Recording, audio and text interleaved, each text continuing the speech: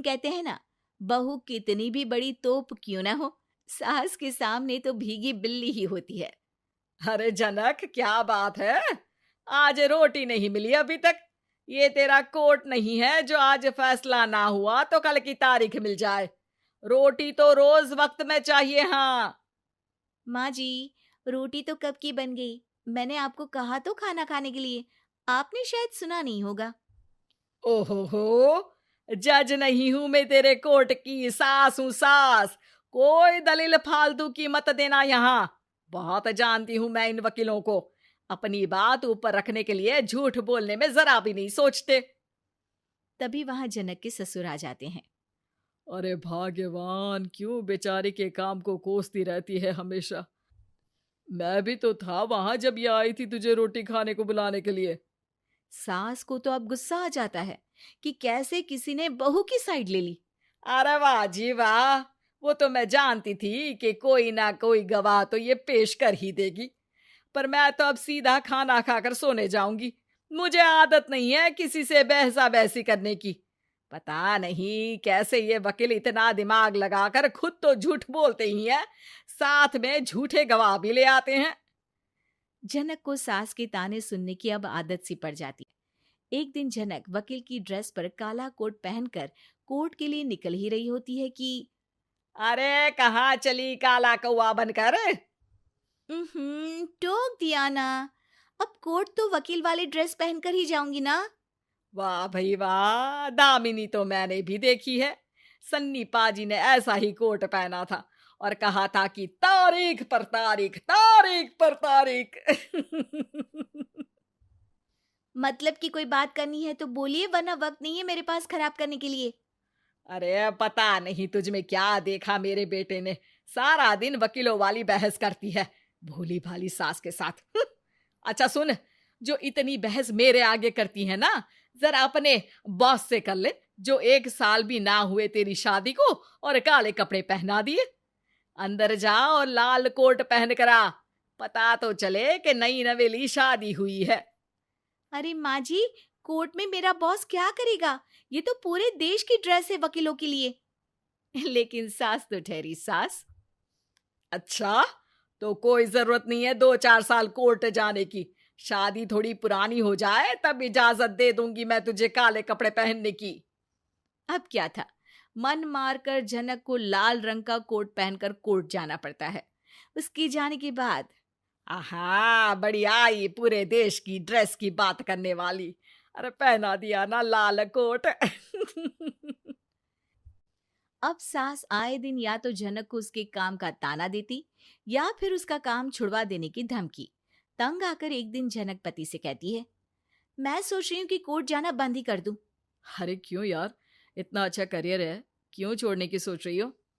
अरे लाल रंग का कोट पहनकर जाना पड़ता है। हर बात पर सास ताना देती है कि वकील तेज होते हैं, सवाल जवाब करते हैं, झूठी दलीलें देते हैं। अरे तो ठीक है ना, वो जो कहती है अपनी समझ से कहती है, लेकिन तुमको तो पता है ना कि सच्चाई क्या है। जनक को पति की बात से हौसला मिलता है कि तभी घर पर कुछ लोग आ जाते हैं।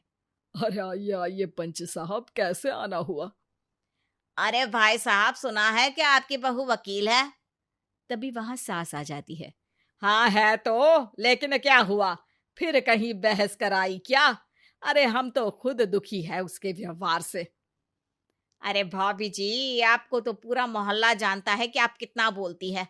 फिर हम यहाँ बहू रानी की कोई शिकायत नहीं, बल्कि अपनी परेशानी लेकर आए हैं।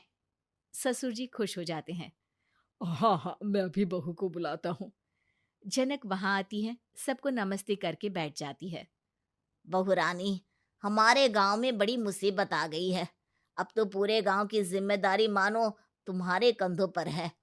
अरे ना ना, इससे तो घर की जिम्मेदारी पूरी नहीं होती। ये गांव की जिम्मेदारी क्या लेगी?